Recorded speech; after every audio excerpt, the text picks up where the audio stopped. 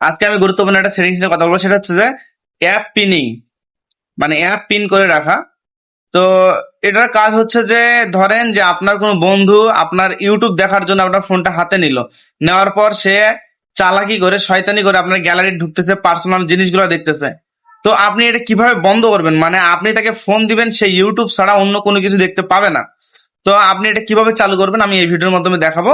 আমার আইডিটা ফলো দিয়ে রাখবেন, এরকম নিত্য নতুন ভিডিওগুলো পেয়ে যাবেন।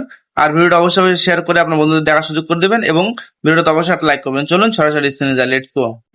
তো শুরুতে আপনি আপনার ফোনের সেটিংসে চলে আসবেন, আসার পর সার্চ বারে গিয়ে লিখবেন পিন, PIN। এই যে দেখেন যে অ্যাপ পিনিং, এই লেখাটাতে ক্লিক করবেন। করার পর এই যে অ্যাপ পিনিং এটা অপশনটা চালু করে দিবেন, দিয়ে ওকে করবেন।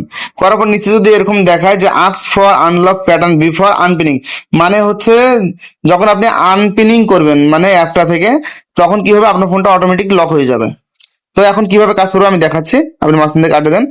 এখন ধরেন যে আপনি ইউটিউব দেখার জন্য দিচ্ছেন আপনার বন্ধুকে, গেলেন, যাওয়ার পর এই যে বাম কর্নারের নিচে যে থ্রি লাইন আছে বাটন, সে বাটনে ক্লিক করবেন। করার পর ইউটিউব যে লেখাটা দেখাচ্ছে, এই যে দেখেন এই যে ইউটিউব লেখাটা দেখাচ্ছে, এটাতে ক্লিক করবেন।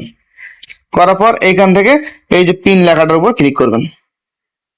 করলে আপনার এটা কিন্তু পিন হয়ে গেল, গট ইট করে দিবেন। দেওয়ার পর এটা কিন্তু অ্যাপটা পিন হয়ে গেল। এখন সে চাইলেও, এখন যদি সে ব্যাক বাটনে চাপ দেয় তাও এটা ব্যাক হবে না, আপনার মাঝখান দিয়ে কাটে দিলে এটাও কাজ করবে না। তারপর হচ্ছে এইটা চাপলে মানে যে তিনটা বাটন আছে সেই তিনটা বাটনের একটা বাটনও কাজ করবে না, সে শুধুমাত্র এই ইউটিউবটাই দেখতে পারবে, সে অন্য কোনো অ্যাপসে ঢুকতে পারবে না। তো আপনি এটা কিভাবে বন্ধ করবেন আমি দেখাচ্ছি। তো যখন আপনার কাজ হয়ে গেল, মানে ফোনটা আপনি আপনার হাতে নিলেন, তখন আপনি কি করবেন, যে এই যে নিচে যে তিনটা বাটন আছে এর মধ্যে হচ্ছে থ্রি লাইন আর হচ্ছে ব্যাক বাটন, এই দুটো একসাথে চাপে ধরবেন। ধরলে ফোনটা আপনার লক হয়ে যাবে। লক হয়ে যাওয়ার পর আবার আপনি এটা আনলক করবেন, দেখেন যে আবার ঠিক হয়ে গেছে। তো দ্যাটস ইট।